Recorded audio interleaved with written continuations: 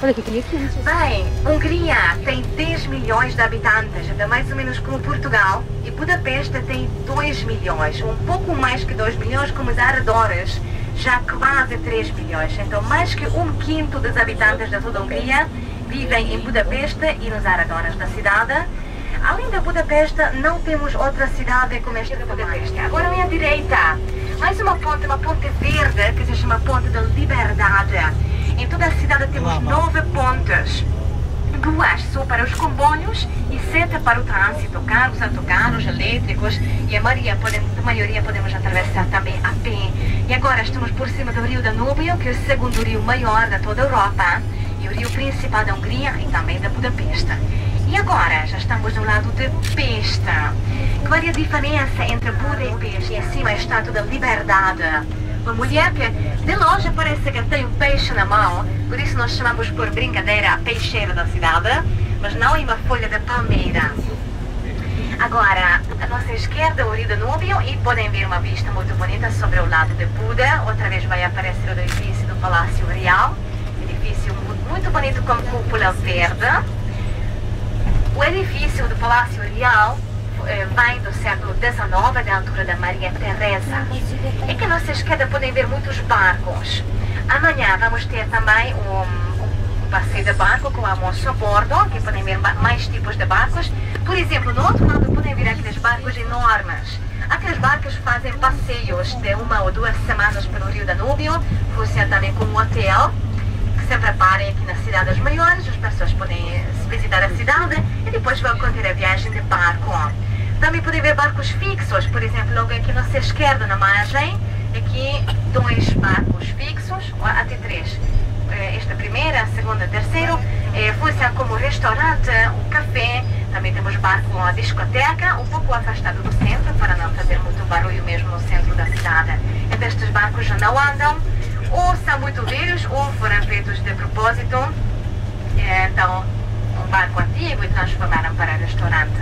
Até a esquerda outra vez o Palácio Real, e também do lado esquerdo vão ver a Ponte das Correntes, que ainda vamos ver mais vezes durante a visita. A Ponte das Correntes à esquerda, a ponte a mais antiga da cidade, a primeira ponte de pedra aqui em Budapeste, e não é somente em Budapeste, em toda a Hungria, a primeira ponte de pedra sobre o rio Danúbio, vem do ano 1849, então vem dos meados do século XIX. E então, estamos no lado de Peste. Olha aqui à direita, atrás das árvores, um prédio branco, e a pastelaria Gerbon, que foi fundada por uma família, e uma das pastelarias que ainda fosse uma maneira antiga, tem decorações, aquele café imperial, a pastelaria imperial, decorações na parede, pinturas, partes douradas, então móvel muito bonito. Olha aqui à direita, onde estão as árvores. E foi um buraco que foi muito feio na cidade, um buraco grande, e toda a gente chamava oficialmente o buraco da cidade, porque deixaram assim durante alguns anos. Porque o teatro, afinal, foi construído no outro lado da cidade. E depois, para aproveitar aquele buraco, já que já foi construído, então fizeram aqui um pequeno centro da cultura, que agora também se chama O Buraco.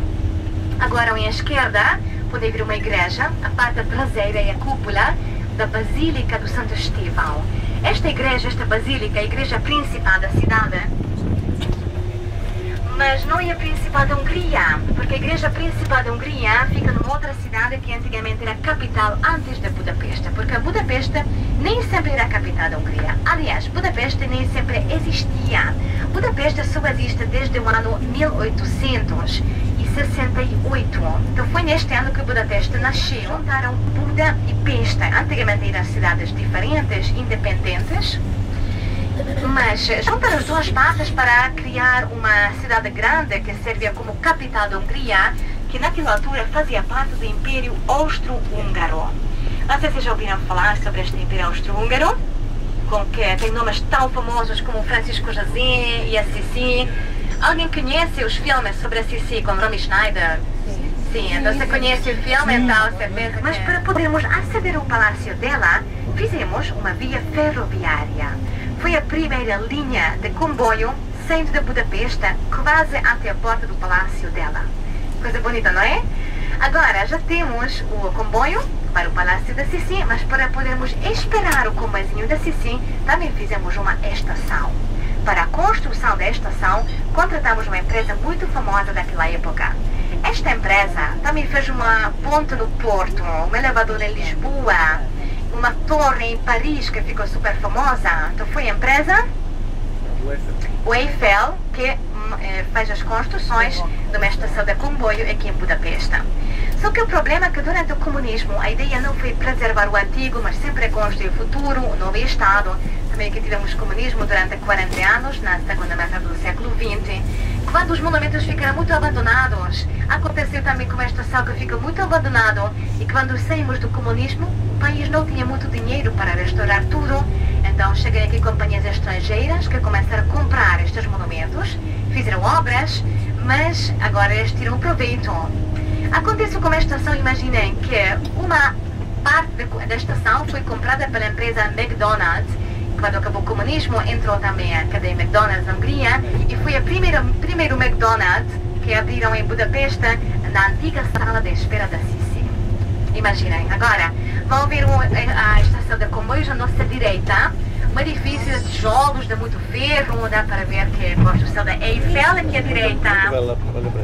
Aquilo já foi como a estação de comboios, e ali à direita, no final, podem ver o símbolo da McDonald's.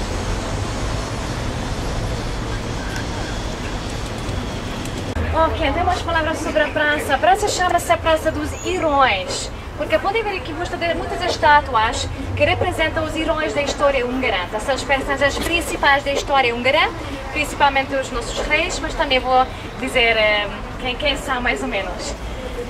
Mas primeiro, a praça fica entre dois museus. Aquele museu chama-se Museu das Belas Artes. Tem uma coleção muito grande, tem sala egípcia, sala romana, sala grega, tem pinturas espanholas, pinturas francesas, por exemplo, de impressionistas até. E sempre tem uma parte que tem a exposição temporária. Do outro lado, mais um museu, que não é bem museu porque não tem própria coleção. Nós chamamos a sala das exposições, que sempre tem exposições temporárias, normalmente contemporâneas. Essa podem ver uma coluna e embaixo sempre estátuas equestres. Representam aqueles segredos políticos antigos magiares que realmente trouxeram o povo da Ásia para a Europa, porque antigamente os húngaros tinham 7 tribos e cada tribo tinha um líder político. Depois, em cima, podem ver a figura do arcanjo Gabriel, que tem uma coroa na mão direita, daqui não dá para ver muito bem, depois podem ver do outro lado, quando tem uma plantilha, e uma cruz na mão esquerda. O Papa ficou 100% convencido deste sonho e logo mandou coroa para Santo Estevão. Ele ficou coroado, foi o primeiro rei católico coroado da Hungria. Depois, esta coroa, por acaso, até hoje existe, fica no Parlamento. Então hoje, quando visitarmos o interior do Parlamento, vamos ver esta joia muito antiga. A coroação de Santo Estevão foi no ano 1000. Os húngaros chegaram aqui no ano 896, depois tínhamos imperadores pagãos, por exemplo, elas, que podem ver abaixo, e depois veio Santo Estevão e ela foi coroada no ano 1000.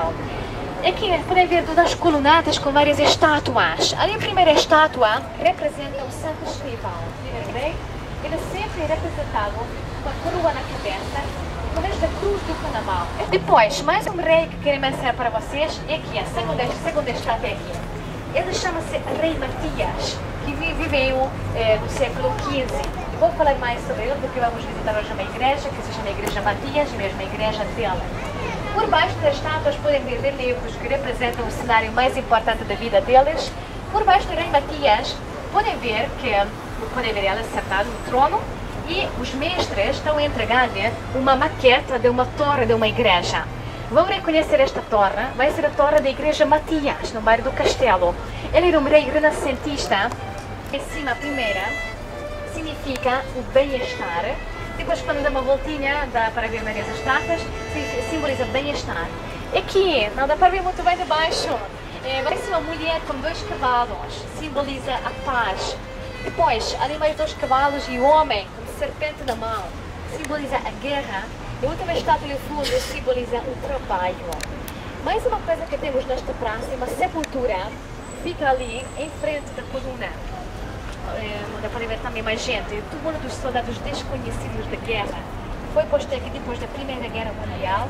E também esta túmula que faz-nos lembrar das terras perdidas, o sul da Eslováquia, que hoje em dia é um país independente. que antigamente era Hungria. Perdemos Transilvânia, que hoje em dia faz parte da Romênia, terra da Drácula. Depois perdemos toda a Croácia, que também pertence à Hungria, tínhamos assim uma saída ao mar Adriático, a Eslovénia, tudo isto fazia parte da Hungria. Perdemos 2/3 depois da Primeira Guerra do tamanho original. Não podem imaginar a dor grande dos húngaros, nunca sentiram perder tantos territórios. Por isso, quando Hitler prometeu recuperar estas terras, ficamos aliados outra vez dos alemães na Segunda Guerra, não aprendemos nada da primeira vez e perdemos outra vez a guerra junto com os alemães e até perdemos mais territórios que depois da Primeira Guerra. Então, não cambiou nada bem. Podem imaginar aquela dor que sentimos, que até já sentimos, mas pelo menos podemos dizer uma coisa que nenhum outro povo pode dizer em toda a Europa além de nós. Que hoje em dia fazemos fronteiras com as nossas próprias terras. De tudo que fica em redor da Hungria, antigamente era Hungria, até hoje vivem muitos húngaros, mais ou menos 5 milhões de húngaros vivem nestes países à volta que antigamente era Hungria. Então, Romênia, Eslováquia, também Áustria, Croácia, Sérvia, Ucrânia.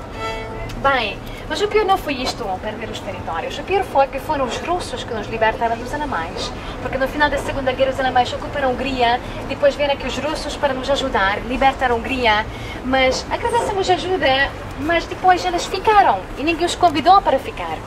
Ficaram aqui durante 40 anos e introduziram o comunismo, que foi uma época muito triste na história. Por causa do comunismo aqui, durante o comunismo não cuidavam dos monumentos, deixaram toda a cidade muito abandonada. E até hoje podem ver os edifícios na cidade que têm impactos de balas da Segunda Guerra. Ainda não foram restaurados, porque depois do comunismo começamos a restaurar as coisas, mas ainda não chegou nem dinheiro nem tempo para tudo.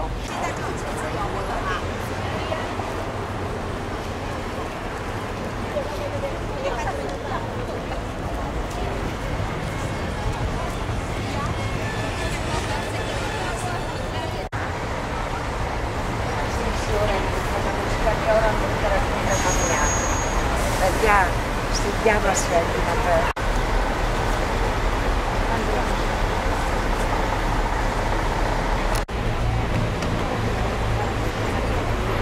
Agora, à esquerda e à direita, ao longo desta avenida, podem ver os palácios da nobreza húngara do século XIX. Estes prédios hoje em dia já não são residências, são principalmente embaixadas, departamentos públicos, hotéis, restaurantes, museus. Desta avenida Andrássy, onde estamos agora, é uma avenida muito elegante. Por baixo desta avenida funciona a primeira linha de metro do continente europeu. Cuidado, não disse Europa. Se contamos com a Inglaterra, elas têm a primeira, em Londres. Mas se deixamos fora, a Inglaterra não é continente. Então, primeira nossa. Vocês sabem de que ano vem esta linha de metro? Primeira linha de metro do continente, em Budapeste. De que ano vai esta linha?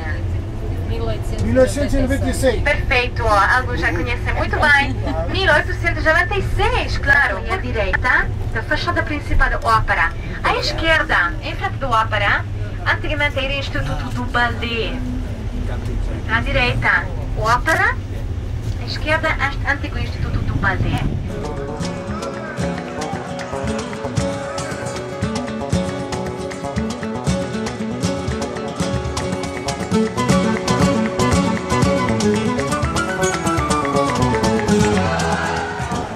Estátuas que representam líderes de revoluções durante a história, mas na própria Praça do Parlamento começou uma revolução muito importante no ano 1956. Foi uma revolução contra os russos, contra o comunismo. Neste ano, foi em outubro, 23 de outubro, as pessoas apareceram na rua para fazer uma manifestação contra o comunismo, contra a presença dos soviéticos. O líder desta revolução de 56 foi esta senhora que podem ver a estátua dela, que se chamava Imre Nagy. Ela foi a líder político, que antigamente também era um comunista. Era o primeiro-ministro da Hungria, comunista. Só que ela era aquele tipo de comunista que via que as pessoas não viviam bem naquela altura, que precisavam de fazer umas reformas. Não havia liberdade da pessoa, não havia liberdade da religião. As pessoas viviam fechadas, não podiam atravessar a fronteira. Nas lojas não havia nada, havia fome, sem produtos, sem comida. Então ela queria fazer umas reformas. E ela não se virou contra o comunismo, ela virou-se contra a fome e queria fazer umas coisas diferentemente. só que não lhe deixaram, por isso ele virou-se contra todo, contra o partido e contra os soviéticos e tornou-se